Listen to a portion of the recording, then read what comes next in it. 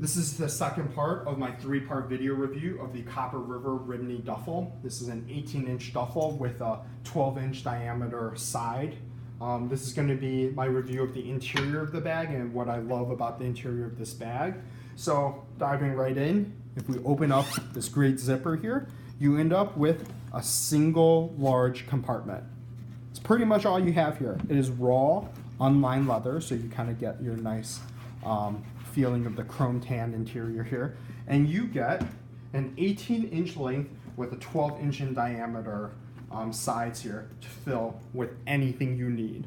The height of this bag is natural enough that you can fit like shoes and clothes at the bottom and kind of pile your clothes up, and it works really, really well. Now, it doesn't have the structure as, say, a side pocket duffel, and it isn't as, flexible as a water bag would be. But it is in between enough and used as a duffel that I find it works extremely well. I mean, duffels are what the military uses, people use all the time to get from place to place. I find absolutely nothing wrong with the design. It's actually deceivingly simple and works extremely well. I find myself gravitating to this bag a lot when I'm traveling just because it works so easily. It's also very, very light because there's no unnecessary pieces of leather in here creating extra pockets or compartments or whatnot. You basically get to determine how you want to use this bag, and this is kind of one of Copper River's hallmarks. They just create an open space for you and you can fill it with however you want. Now, if you were to get their camera bags, they do have, kind of more divided out interiors for you to actually fit all of your stuff safely. But for a regular travel bag and a duffel bag that you use as a carry-on, this is exactly what you're looking for.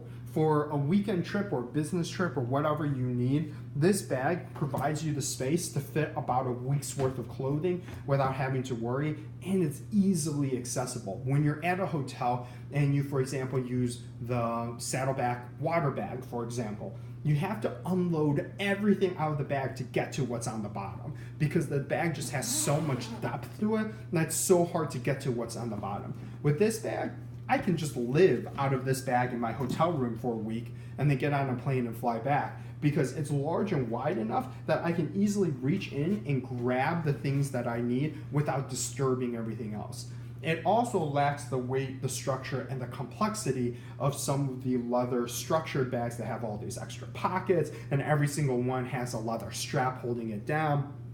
It looks beautiful, it looks really nice, it's easy to organize. The problem is it's so freaking difficult to access that bag.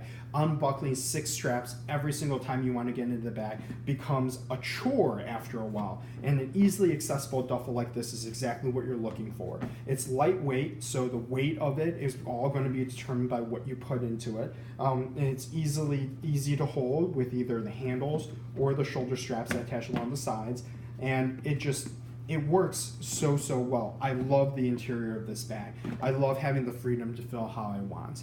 So this has been the second part of my 3-part video review of the Copper River Rimini Duffel.